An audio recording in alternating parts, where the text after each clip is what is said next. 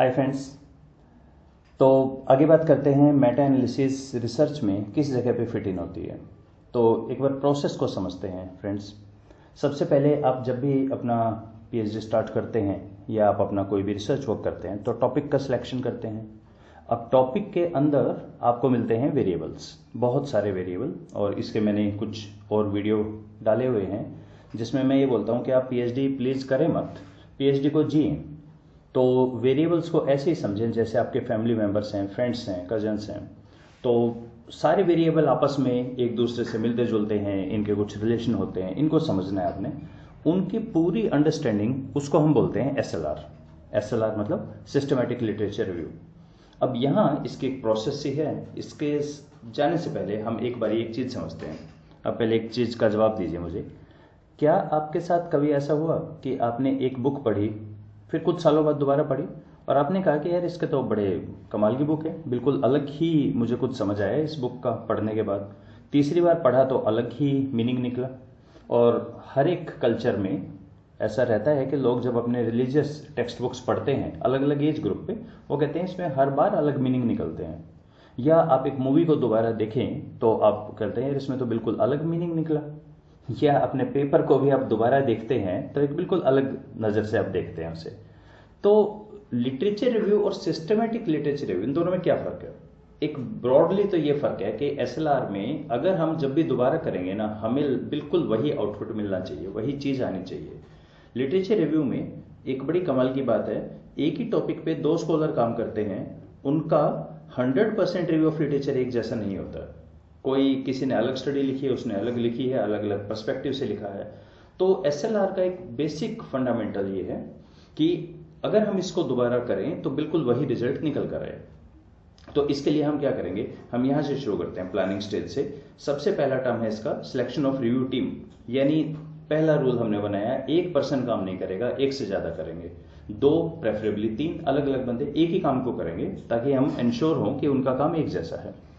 और exploring the relevant literature, कि देखें अच्छा किस टॉपिक पे काम करना है, कहाँ देखना है, ये सारा एक्सप्लोर करें। प्लानिंग स्टेज आइए कंडक्ट करते हैं। सर्च करें टर्म को, कहाँ सर्च करें, ये अपने आप में एक बड़ी ड्यूबियस सी बात है। सर्च कहाँ करें? क्या हमें सिर्फ Web of Science, Scopus, Google Scholar, इन पे ही सर्च करना है? नहीं, हमें हर जगह सर्च करना है। क्या सर्च करना है? हमें ये सर्च करना है, नंबर एक तो आप ये मान के चलें, मेटा एनालिसिस की जो बेसिक यूनिट है ना, वो है प्रीवियस स्टडी। जैसे इन जनरल हम प्राइमरी स्टडी में हम बात करते हैं ना, पर्सन होता है, यहाँ पर्सन तो है नहीं, ये तो सेकेंडरी है सारा। तो एक स्टडी के ऊपर काम करेंगे। तो कौन सी स्टडी? एक एग्जांपल से बात करते हैं। लाइक लेट्स से मैं एचआर के एरिया में काम कर रहा हूँ और मैंने कहा ऑर्गेनाइजेशन कमिटमेंट। अब कमिटमेंट पे तो हजारों काम है, नहीं, आप बोलेंगे कमिटमेंट का रिलेशन किसी चीज़ के साथ। अच्छा, मैं करता हूँ कमिटमेंट का रिलेशनशिप हमारी परफॉर्मेंस के साथ। अब जो भी स्टडी हम करेंगे ना, ये होगी मेरी सर्च टर्म्स। हमें क्या करना है, वो सारी स्टडी सर्च करनी है जिसके अंदर हमें कमिटमेंट और परफॉर्मेंस का रिलेशन दिखाया हो। लेकिन ऐसा हो सकता है कि पर्सन सारे रिलेशन अलग अलग तरीके से निकालें। हमारे पास तो एक लंबी कहानी है, मीट्रिक, नॉन मीट्रिक, आर होता है, टी होता है, अनोवा है, काई स्क्वायर टेस्ट है, बिल्कुल उन सबको हैंडल करेंगे। तो यानी पहले तो आपको वो पीछे का सारा कंसेप्ट आना चाहिए। तो हमने अपने सारे पेपर्स इकट्ठे किए एक तरह के, और पढ़ना पड़ेगा, सारे पेपर बहुत थॉरोली पढ़ने पड़ेंगे। क्राइटेरिया हमने लिया, उन पेपर्स को लिया। एक्सक्लूजन क्राइटेरिया, किसको नहीं लेना है। फॉर एग्जाम्पल, आपने एक स्टडी ली जिसमें आपके काम का वेरिएबल है ही नहीं, तो उसको हटा देंगे, उस स्टडी को नहीं लेंगे।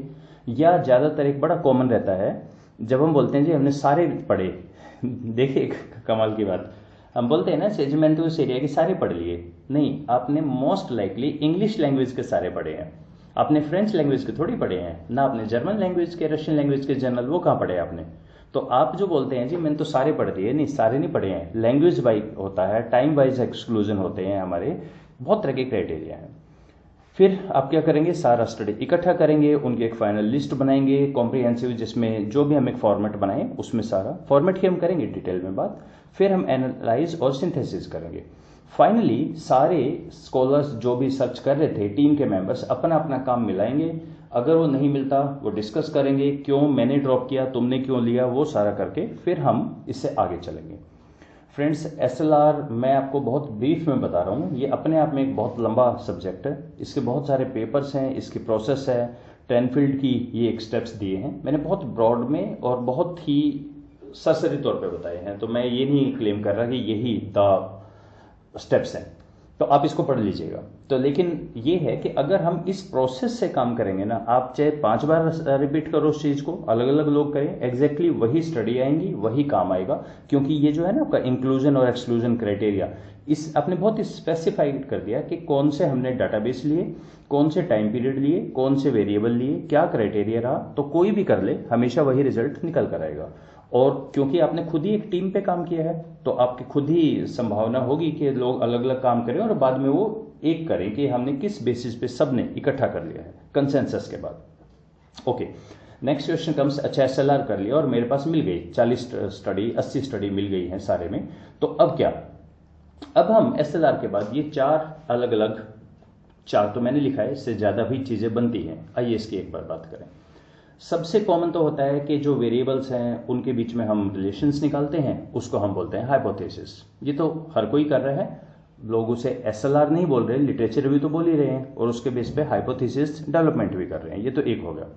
सेकंड हो गया कि आप पेपर का कंटेंट क्या है उसको छोड़ दीजिए, पेपर के साइटेशन इंफॉर्मेशन ले लीजिए।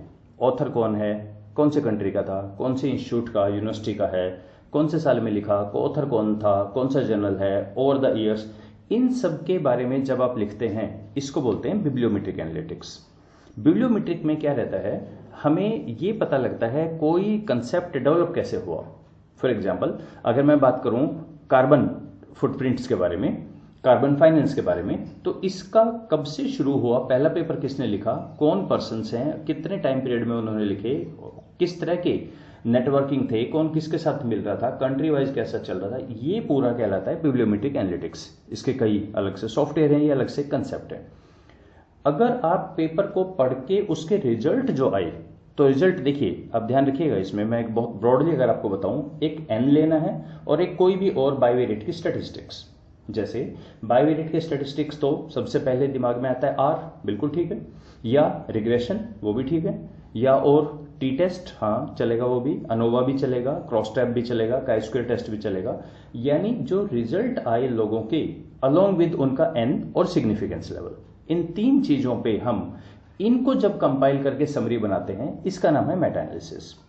ओके, एक और चीज निकल कर आई, रिजल्ट हमने पढ़ लिया, why people use particular words, इन्हीं वर्ड्स को क्यों यूज किया जाता है, उनका क्या मीनिंग है। फॉर एग्जाम्पल, जैसे मैं आपको बताऊं, एक एग्जाम्पल देखिए, मैंने कहा कि जब भी मैं बोलता हूं ब्लैक एंड व्हाइट, आपके दिमाग में क्या आता है ब्लैक एंड व्हाइट से? ब्लैक एंड व्हाइट एक कलर, टीवी होते हैं, बिल्कुल ठीक। और अमेरिका में जैसे ही आपने ब्लैक एंड व्हाइट बोला, तो कहीं रेस का कंसेप्ट आता है दिमाग में कि रेशियल प्रॉब्लम्स हो सकती हैं, वो एक अलग पर्सपेक्टिव से आप काम कर रहे हैं।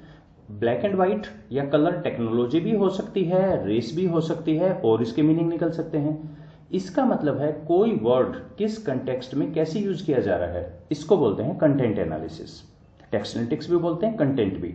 इसी का आगे चल के एक टर्म बन जाती है लेटेंट सिमेंटिक एनालिसिस, एलएसए, कि वर्ड्स की एसोसिएशन कैसे होती है।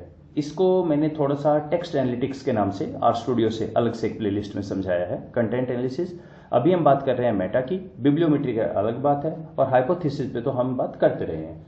तो एसएलआर के बाद ये 4 तो रूट बनते ही हैं, और भी रूट बनते होंगे, ये 4 तो बनते ही हैं। हम काम कर रहे हैं जब हमारा रिजल्ट है हमारे पास, तब हम इसको यूज करेंगे। ठीक है, so how to do meta analysis, कैसे करना है इसमें, और इतने सारे जो प्रॉब्लम्स हैं, ये हम करते हैं नेक्स्ट वीडियो में। फिर let's stop here, thank you.